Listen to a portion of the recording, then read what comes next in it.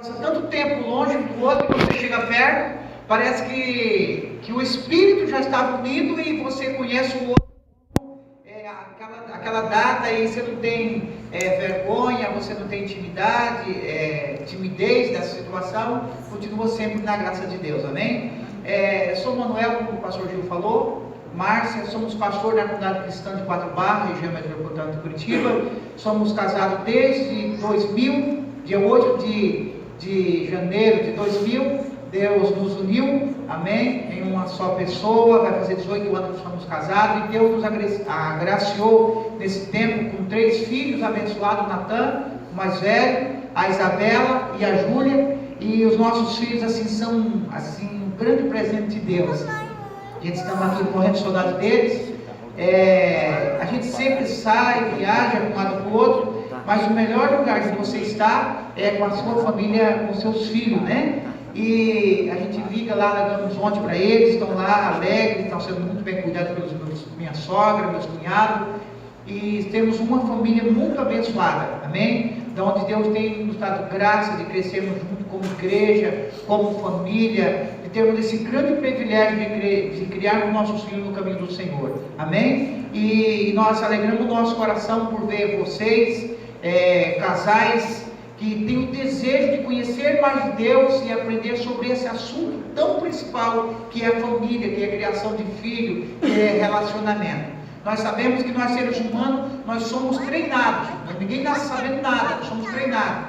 Eu acho bem interessante assim, que se você pega uma criança aqui no Brasil e leva ela recém-nascida para a China, quando essa criança tiver 2 anos, ela não está falando brasileiro, né? Português, está falando chinês. E você pega aquela criança e leva ela para os Estados Unidos, com 2 anos, com 3 anos, ela já não está falando mais chinês, e nem português, que foi a sua origem onde ela nasceu, está falando o inglês. E qualquer nação da terra, a criança foi levada e foi ensinada, ela vai aprender conforme foi ensinada. E nós somos seres que fomos ensinados. Então nós estamos aqui para aprender, para sermos ensinados mais pelo Senhor, amém? Então que abrimos o nosso coração, eu creio que Deus nos levará em um novo tempo de conhecimento e revelação dele, e principalmente na área da família, amém? A Márcia tem sido uma mulher de Deus, conforme temos visto o coração de Deus, uma esposa excelente, uma mãe maravilhosa, e nós estamos aqui nesta manhã para aprendermos mais do Senhor, amém? Abra seu coração e Deus vai nos ensinar nessa manhã em nome de Jesus. Bom dia a todos. É uma alegria imensa estar aqui, né? Quando recebemos o convite, o Manuel comunicou para mim à noite, na hora de dormir. E no mesmo instante que ele comunicou, Deus já começou a trazer muitas coisas e eu não consegui dormir. E tive que ir para o quarto das crianças, lá onde estava vazio, para escrever o que Deus já começou a trazer naquele dia. E desde aquele dia Deus começou a falar muitas coisas sobre família, sobre casamento, o propósito, a origem do casamento. E com certeza, antes de passar tudo que o Senhor tem trazido, eu fui muito ministrada, fui muito edificada, compartilhei com o Manuel que o Senhor estava trazendo, e Deus ministrou muitas coisas profundamente na minha vida. Eu quero compartilhar com vocês algo que passou primeiro a fazer parte de mim, da minha casa e da minha família, e que Deus tem trabalhado há muito tempo esses tópicos na minha vida, na vida do Manuel, mas que nesse dia ele trouxe com mais claridade, colocou em ordem, né, o ensino. E é interessante que o lugar que nós precisamos estar em Deus como esposa e esposo é nos pés do Senhor, né? Aos pés do Senhor é o nosso lugar, porque como o Manuel falou, nós não somos pessoas prontas ou perfeitas, mas estamos buscando a cada dia o aperfeiçoamento no Senhor. E não existe um lugar melhor e mais perfeito do que estar diante de Deus, sendo instruído, sendo iluminado por Ele, para que possamos alcançar essa maturidade, essa perfeição em Deus, e assim edificar a vida do nosso cônjuge, ser um apoio, ser um suporte, ser uma bênção, ser favor, ser misericórdia, ser compaixão para a pessoa que está do nosso lado. Então eu quero trazer uma palavra que tem um título como Origem e Propósito do Casamento. Quando nós vemos em Gênesis, nós vamos ler, pode abrir a sua Bíblia em Gênesis capítulo 2, nós vamos ler do 18 ao 24. Nós vamos perceber aqui a origem e o propósito do casamento. Fica muito claro nesses versículos a origem. A origem é o começo, onde se iniciou, onde nasceu o casamento. E o propósito é o seu fim, o seu objetivo, né? Para que foi criado o casamento? Gênesis capítulo 2, do 18 ao 24, diz assim: E disse o Senhor Deus, E disse o Senhor Deus: Não é bom que o homem esteja só. Far-lhe-ei uma adjutora que esteja como diante dele. Havendo, pois, o Senhor Deus formado da terra todo o animal do campo e toda a ave dos céus, os trouxe a Adão, para este ver como lhe chamaria. E tudo que Adão chamou a toda alma vivente, isso foi o seu nome. E Adão pôs os nomes a todo o gado e às aves dos céus e a todo animal do campo, mas para o homem não se achava adjutora que estivesse como diante dele. Então o Senhor Deus fez cair um sono pesado sobre Adão, e este adormeceu, e tomou uma das suas costelas, tomou a costela de Adão, e cerrou a carne em seu lugar. E da costela que o Senhor Deus tomou do homem, formou uma mulher e a trouxe para Adão. E disse Adão: Esta é agora osso dos meus ossos. Grave essa palavra, osso dos meus ossos. Também carne da minha carne. Esta será chamada varoa, porquanto do varão de Adão, do corpo de Adão foi tomada. Então deixará o varão seu pai e a sua mãe, e apegar-se-á, se unirá à sua mulher, e serão ambos uma só carne. Nós vemos aqui nesse texto que a origem do casamento é de Deus, é em Deus. Aonde que se iniciou o casamento? No coração, no ser, na vontade, no propósito de Deus. Deus criou o casamento. E para um propósito que nós vemos muito claro aqui nesse texto, para que este casal fosse um. Nós vemos aqui que Adão recebeu uma anestesia de Deus, recebeu essa anestesia, adormeceu, e Deus foi lá e tirou uma costela de Adão, um pedaço de Adão. E desse pedaço de Adão, ele formou a mulher. Formou a mulher e trouxe a mulher para Adão. E Adão olhou para essa mulher e disse o quê? Esta é osso dos meus ossos. Esta é carne da minha carne. Ou seja, nós somos do mesmo material. Nós somos o mesmo. Nós somos um. Ele disse: esta mulher foi tirada de mim. Ela foi tirada de mim. Ela é parte de mim. E no fim da leitura, nós vemos que o homem deixará a sua mulher e se unirá. Amém? E serão um. Então, todo o texto, os versículos que nós lemos ali, desde o 21 ao 24, está expressando uma verdade de Deus, está expressando o propósito de Deus para o casamento, que é que o casal seja um, não dois.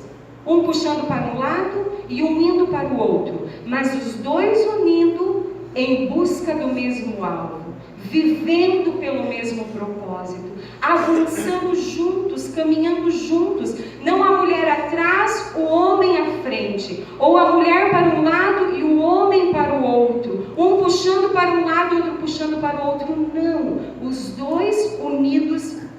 Este é o propósito do casamento. E é tão interessante que Deus, Ele estendeu essa unidade ao homem porque Ele é um. A Bíblia diz que Deus é um com o Filho e com o Espírito Santo. E quando Deus cria o homem, a impressão que nós temos é que Deus quer estender o que há no céu para a terra. Nós vemos a criação do jardim. Quando Deus cria o jardim, Deus coloca uma imensidão. Não conseguimos colocar em palavras, expressar a abundância de vida que havia nesse jardim. A abundância de riquezas, de prosperidade, de graça, de glória que havia nesse jardim. Então podemos imaginar que era uma extensão do céu à terra. E assim como Deus era um com o Pai, e com o Filho e com o Espírito, Ele também desejou que isso fosse estendido ao homem. Que o homem fosse um com a mulher e a mulher um com o homem, e o homem também fosse um com Deus. Ou ao contrário, que o homem fosse um com Deus e após o homem um com a mulher. Então Deus trouxe essa verdade para dentro de nós. Deus trouxe essa realidade. E quando nós olhamos para a palavra de Deus, toda a palavra de Deus ela está permeada dessa palavra de unidade, né? O homem um com Deus, o casal um entre si e um com Deus, o povo de Israel deveria ser um, a igreja deveria ser um. E abra para nós vermos um texto sobre unidade em João 17. João 17, do 20 ao 23.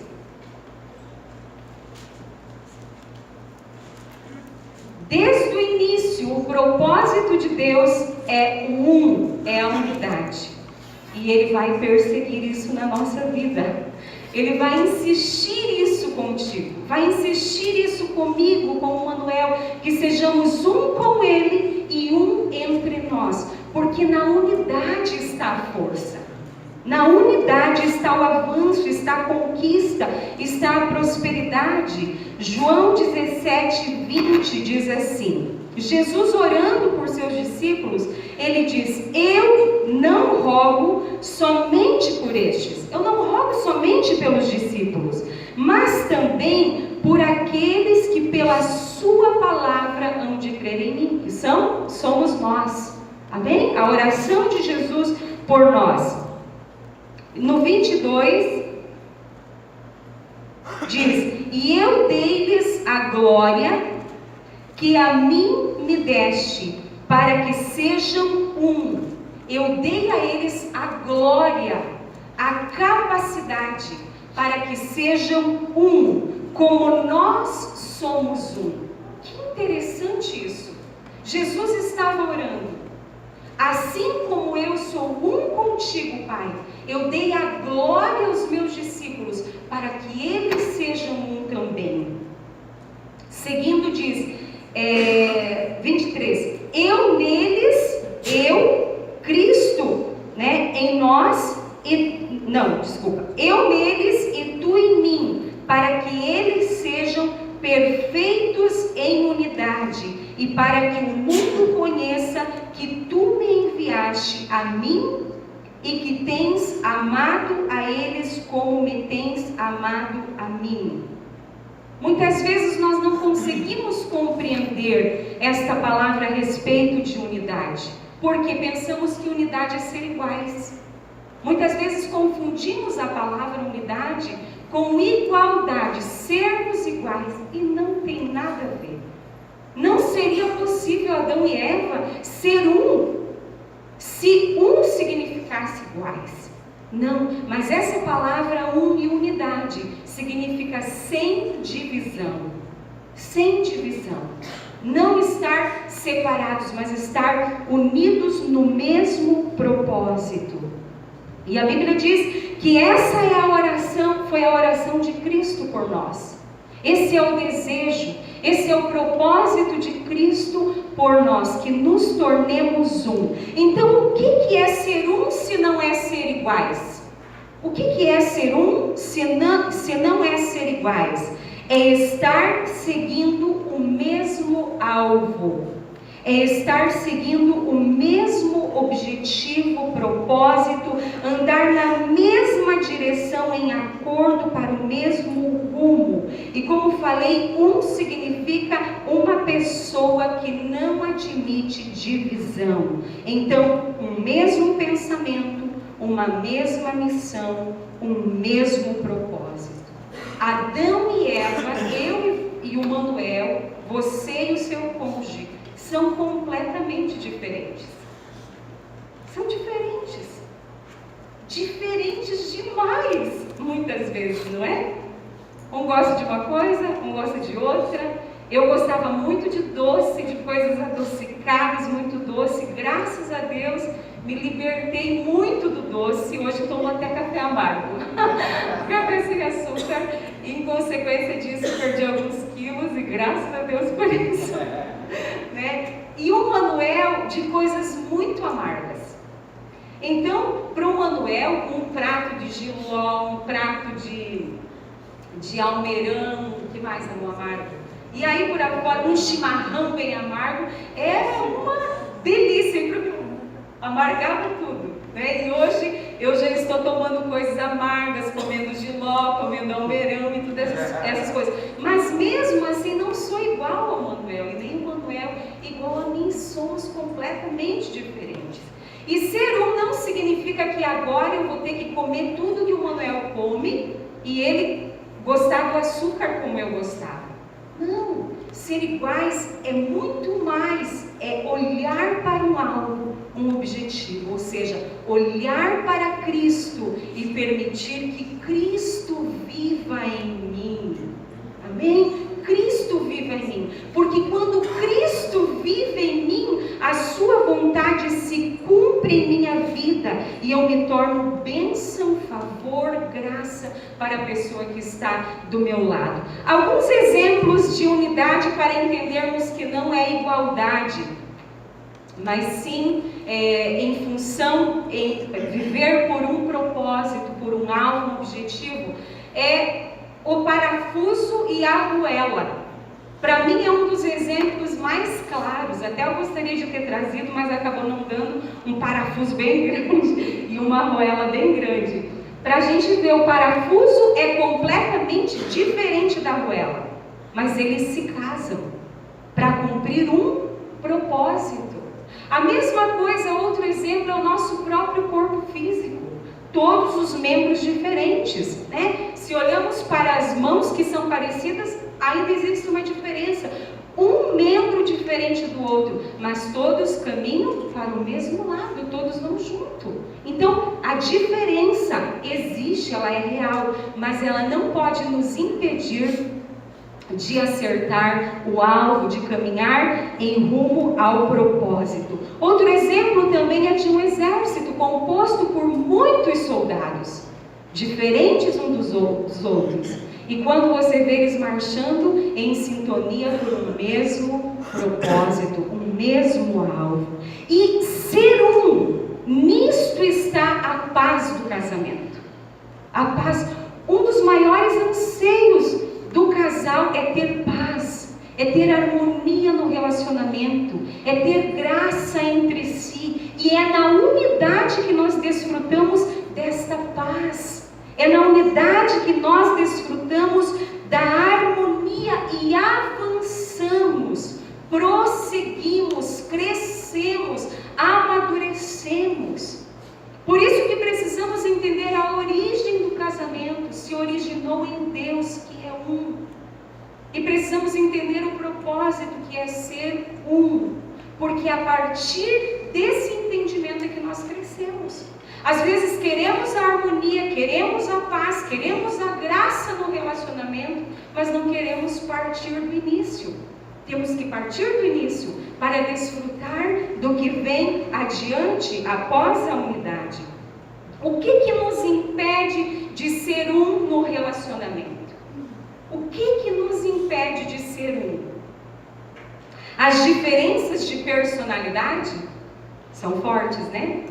As diferenças de personalidade, de temperamento, os problemas que o outro tem, que nos impede de ser um, eles afetam mas eles não são o principal problema. O principal problema que impede o cônjuge de ser um, o casal de ser um, é o egoísmo nosso.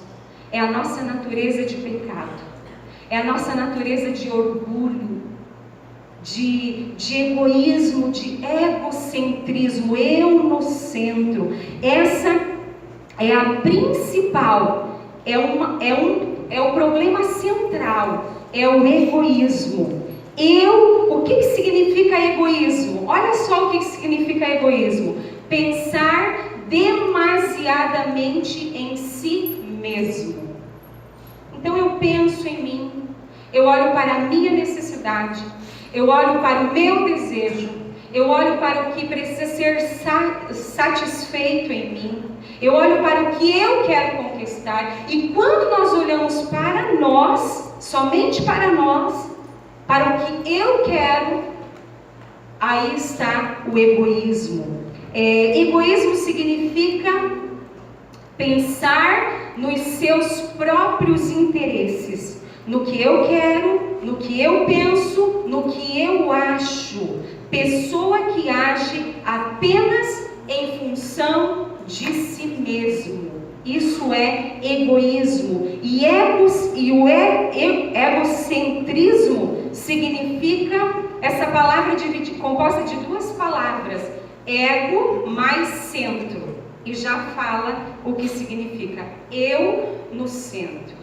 O que importa é o que eu acho, o que eu penso, o que eu quero, o que eu estou vendo, o que eu estou sentindo, o que eu estou percebendo. Isso é egoísmo e é o que nos impede de ser um. Amém? É o que nos impede de ser um. E o eu dentro do homem e da mulher, eu acho que mais da mulher, ou não posso puxar aqui nem para a mulher nem para o homem, O eu, ele é gritante dentro de nós. Ele grita por ser amado, por ser correspondido, por ser acariciado, por ser percebido, por ser notado, por ser recompensado, reconhecido. Então o eu grita dentro de nós e nos torna, quando vivemos em uma vida egoísta, nos tornamos como uma sanguessuga. Me dá, faz para mim. Você tem que me servir, você tem que me amar, você tem que me suprir. E nós estamos sempre focando no outro. E os conflitos, a maioria dos conflitos acontecem por causa do egoísmo. Acontecem por causa do egoísmo, porque não estou disposto a fazer pelo outro o que eu quero receber. Ai, se meu marido me desse flores. Que tal inverter? Quando nós fugimos do egoísmo, nós invertemos. Eu vou dar ao meu esposo. E essa é a lei do Evangelho, é a palavra, é o ensino, é o princípio de dar, e nós já vamos entrar aí. Então o casamento, ele muitas vezes, quando impera o egoísmo, ele se torna uma batalha, não um casamento. Duas pessoas divididas, lutando pelos seus próprios interesses e sem perceber, muitas vezes, ferindo um ao outro, desapontando um ao outro, às vezes em palavras e às vezes em gestos, em comportamentos, dizendo: me satisfaça, me corresponda, me agrade, me dê atenção, me elogie, me perceba, me ame, e assim por diante. Então nós vamos ver agora alguns princípios que nós precisamos aplicar para que a unidade aconteça dentro do nosso lar e possamos prosperar. Primeiro é o dar. Essa simples palavrinha de 3 letrinhas, dar, D-A-R, que significa oferecer, entregar alguma coisa ao outro sem esperar nada em troca. Meu Deus, que coisa grandiosa, mas que coisa difícil de praticarmos. Ou aqui, aqui vocês já estão mais avançados. Que coisa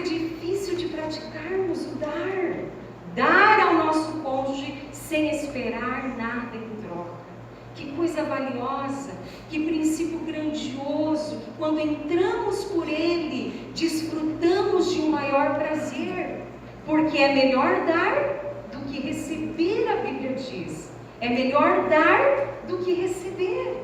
Foi feita uma pesquisa em uma universidade dos Estados Unidos e eles pegaram dois grupos de pessoas para medir o nível de satisfação. Eles deram uma quantia financeira para um grupo e uma quantia financeira, a mesma quantia financeira para outro grupo. E separaram esses grupos e orientaram o que eles iriam fazer com o dinheiro. Um grupo iria gastar esse dinheiro para si mesmo. Então ia para o shopping, ia comprar perfume, ia comprar joia, ia comprar sapato, roupa e assim por diante. E o outro grupo ia comprar coisas para dar para o outro. Somente coisas para dar, não ia comprar nada para si. E eles foram e fizeram conforme a orientação. E quando voltaram, eles foram medir o nível de satisfação. E o nível de satisfação maior estava em todos que deram e não que compraram para si. Isso foi uma pesquisa que foi feita nos Estados Unidos. Então, há um nível muito maior de satisfação, de prazer, de alegria no dar do que no receber. E nós focamos aonde? Em receber. Nós estamos focados muitas vezes dentro do casamento em receber algo do nosso cônjuge, sendo que a palavra nos ensina que é dar. Porque se eu dar algo para o Manuel, automaticamente eu vou despertar nele também a vontade de me corresponder. Mas muitas vezes nós ficamos pedindo, ficamos criticando, dizendo: você não dá, você não percebe, você não valoriza, e não funciona, não chegamos a lugar nenhum, só chegamos ao desconforto, no relacionamento, a desarmonia. É interessante nós percebermos que Deus colocou em nós a sua natureza. A natureza de Deus é de dar. Veja comigo, Deus deu o seu Filho ao mundo. Deus deu o seu Filho ao mundo. O que o Filho fez? O Filho deu a sua vida por nós. Abre comigo em Coríntios capítulo 5. 2 Coríntios, capítulo 5. Eu vou correr um pouquinho para mim não tomar muito tempo. 2 Coríntios, capítulo 5, versículo 14 e 15, diz assim: porque o amor de Cristo nos constrange. O amor de Cristo nos constrange, julgando nós assim, que se um morreu por todos, logo todos morreram. E ele morreu por todos, para que os que vivem não vivam mais para si. Amém? Não vivam mais para si, mas para aquele que por eles morreu e ressuscitou. Cristo morreu por nós. Amém, queridos? Por um propósito, para que não vivamos para o nosso ego, para o nosso eu, para a nossa vontade, para os nossos próprios interesses, mas que vivamos para Ele. E viver para Ele é viver para o próximo. E o próximo mais próximo de nós é o nosso cônjuge. Então Ele nos comunicou, Ele nos deu essa natureza de generosidade. Ele nos deu essa natureza de dar, de entregar, de se despojar, de abençoar, de dar sem esperar nada em troca. E a Bíblia fala muito a respeito de que o que nós plantarmos, nós vamos colher. O que nós plantarmos, nós vamos colher. E isso funciona para todas as áreas da nossa vida. Queremos receber sem dar, queremos colher sem plantar, isso é impossível. Nós precisamos, dentro do casamento, mudar o foco. Mudar o foco. Mudar completamente, sermos radicais, tomarmos o que Romanos capítulo 2 nos fala: não vos conformeis com este mundo, mas transformai-vos pela renovação da vossa mente. Transformai-vos, para que podeis experimentar qual é a boa, agradável e perfeita vontade de Deus. O mundo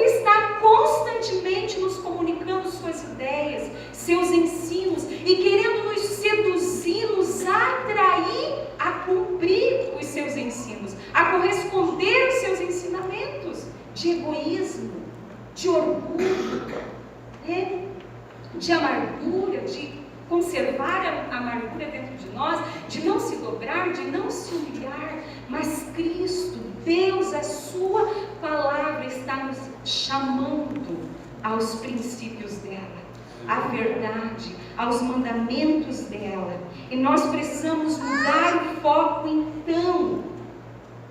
Como mudar o foco? Não focar em querer receber algo do meu marido, do meu cônjuge, da minha esposa, mas focar em dar, focar em abençoar, focar em satisfazer o outro, em servir, em agradar o outro. Pensa que nível de relacionamento que podemos viver se esse for o nosso foco. Um querendo servir o outro, um querendo amar o outro, fazer o que o outro aprecia, se despojar de si mesmo para abençoar o outro. Feche os teus olhos por um minutinho, 30 segundos. Pense o que você gostaria de receber do seu cônjuge. Pense rapidamente, nomeie aí uma ou duas ou três coisas que você gostaria de receber do seu cônjuge. Puxa, Manuel tinha que me dar isso. Ou aquilo. Nomeou aí? Não precisa falar para seu esposo ou esposa, tá? Mas agora, mude o foco. Ao invés de receber essas coisas que você nomeou, você desce para o seu cônjuge. Isso que você nomeou, você desce para ele ou para ela. O que causaria isso? Por exemplo, vou dar um exemplo simples aqui. Eu gostaria que o Manuel levasse para mim um café na cama. Eu gostaria que, eu acho que eu seria tão feliz se ele fizesse isso. Eu seria assim tão realizada. E eu fico lá na expectativa, esperando, mas ele nem sabe que eu quero café na cama. Agora eu levanto mais cedo e vou levar café na cama. Acabou a espera, acabou a aflição, acabou a angústia. Eu falo de fazer isso de todo o seu coração. Amém?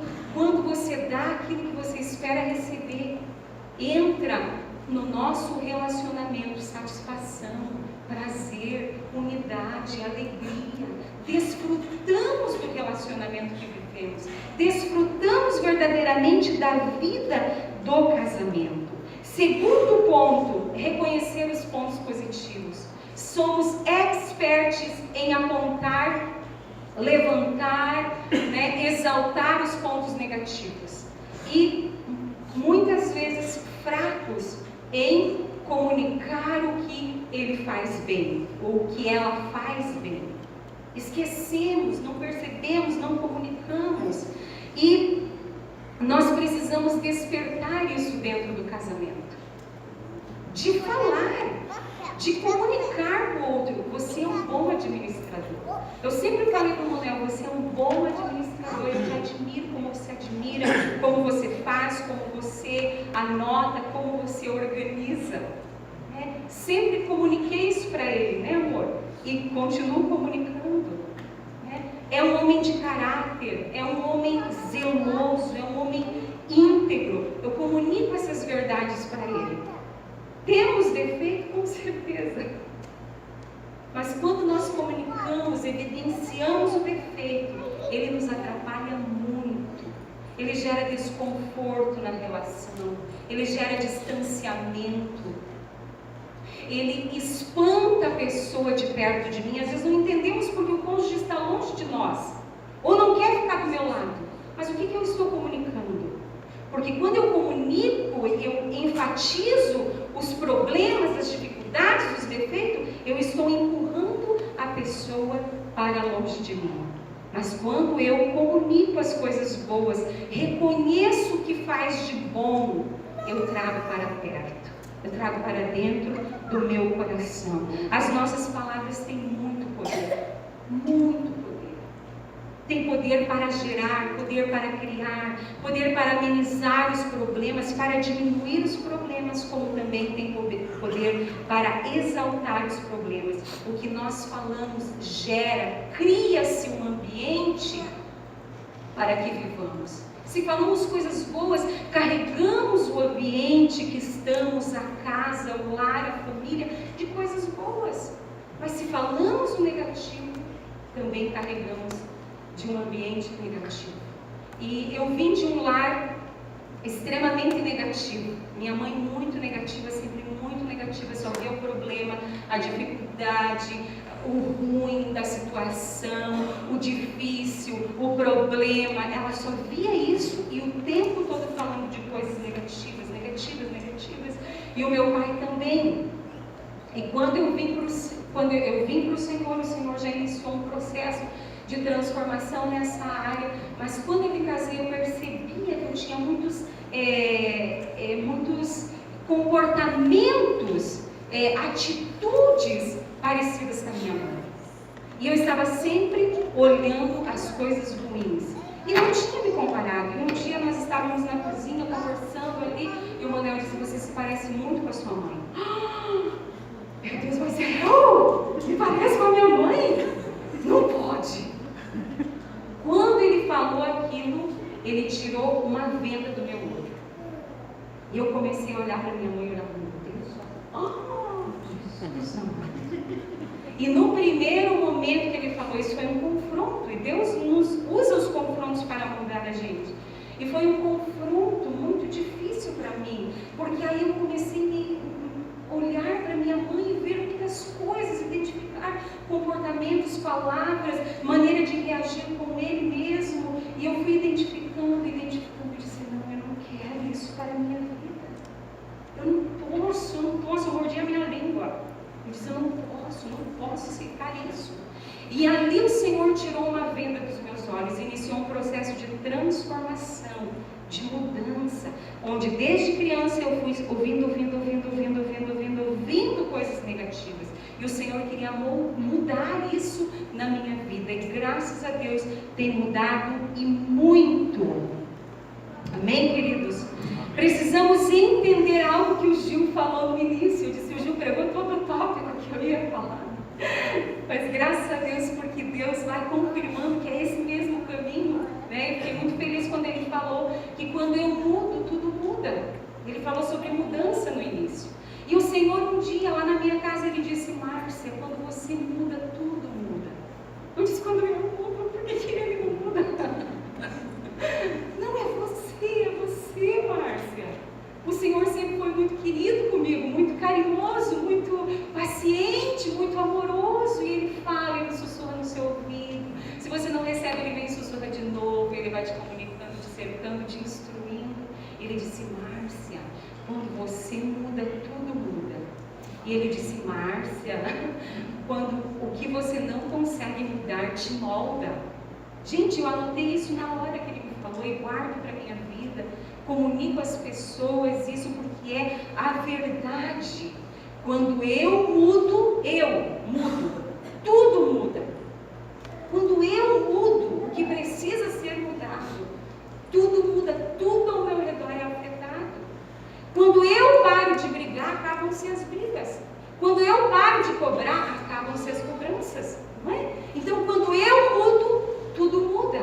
E o que eu não consigo mudar no Manuel, eu quero mudar isso no Manuel. E é impossível, porque nós não conseguimos mudar nem a nós mesmos. Não é? Quando eu quero mudar algo no Manuel e eu não consigo, nós precisamos entender que aquilo está mudando a minha vida.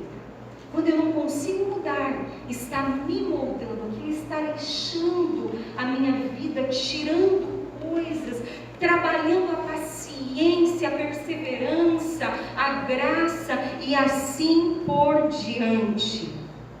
Terceiro tópico, não vou me ater muito, já estou quase encerrando.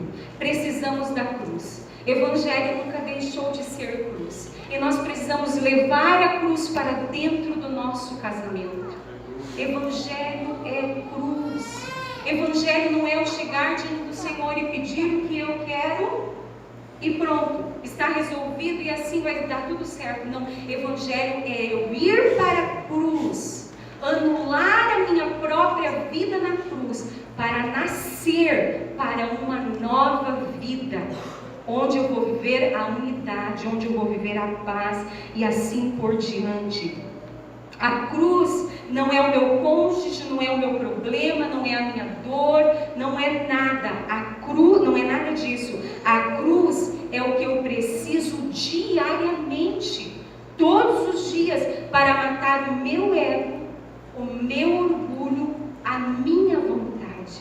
Nós precisamos crucificar todo o egoísmo que está em nós e que afeta a nossa relação, que destrói a nossa relação, que põe a nossa relação em conflito, que rouba a paz, a graça, a gratidão, a satisfação da nossa relação. A solução está em crucificar o nosso ego. A solução para um casamento, para viver o propósito de Deus, para estar realmente casado, verdadeiramente, é crucificar o nosso ego. Por que crucificar? Porque o egoísta, ele vive para si mesmo, mas o morto, o crucificado, ele vive por um propósito. Aleluia. Amém? O egoísta vive para si, mas o morto crucificado, ele vive para um propósito. E é lá que nós devemos estar, para viver o propósito do casamento. A vida, queridos, a vida, ela está após a morte. Jesus disse: se o grão de trigo não morrer, não poderá viver, não poderá nascer, crescer e frutificar, não poderá manifestar a vida. Cair, queridos, a semente, ela precisa cair na terra, ser coberta pela terra, ela precisa ser sepultada, ela precisa ser escondida, anulada, para que daí ali, escondido, humilhado, enterrado, possa brotar e germinar a vida que está dentro dela. Nós precisamos levar, me entenda bem, nós precisamos levar morte para dentro da nossa casa, para que a vida seja resplandecida. Qual tipo de morte? A morte do ego, a morte do pecado, a morte do velho homem, a morte do homem amargurado, que cobra, que pune, que critica, que vê o defeito. Esse tipo de morte nós temos que levar, porque quando nós levamos a morte, a vida vai sim resplandecer. Jesus disse: aquele que não perder a sua vida, a vida egoísta, não poderá encontrar a vida. Ele não poderá encontrar a vida que está nele. Amém, queridos? A Bíblia também nos ensina que a morte, que a vida está após a morte. Cristo veio, foi crucificado. E o que aconteceu após a morte? Ressuscitou em nova vida. Então a morte, a vida está após a morte. Nós precisamos cair na terra, nós precisamos nos humilhar, nós precisamos desaparecer com o velho homem em nós, que impera em nós, para que a vida de Deus resplandeça em nós. Não poderemos praticar tantas coisas que nós aprendemos a respeito de casamento sem a morte. Eu poderia passar para você 10 tópicos a respeito do casamento. Ame, respeite, perdoe, honre, compreenda, ajude, ore junto. Muitas coisas. É possível cumprir isso sem morte? Não tem como. É possível você perdoar alguém que te ofendeu se você não pegar aquela amargura, aquela raiva, aquela agonia, aquela decepção que está dentro e colocar na cruz? Impossível. Por isso que às vezes não conseguimos ser bem-sucedidos no casamento, porque queremos o perdão, queremos o amor, queremos a compreensão, mas não queremos crucificar o que está dentro de nós, para que flua toda essa graça, toda essa grandeza. E por último, nós precisamos amadurecer na relação. O Senhor trabalhou muito isso comigo. Precisamos amadurecer na relação. E um dia o Senhor trouxe muito claro para mim: Márcia, olhe para um fruto maduro. e foi uma definição de ser maduro que o Senhor trouxe um esclarecimento. Olhe para um fruto maduro. Para que ele serve? Para alimentar o outro, para servir o outro, para satisfazer o outro, para nutrir o outro. E dentro do casamento nós precisamos amadurecer. Amadurecer dentro da relação é não viver para si mesmo.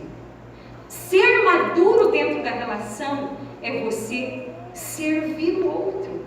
O fruto maduro não serve para si mesmo. O maduro não serve para si mesmo. Ele não faz nada para si, nada.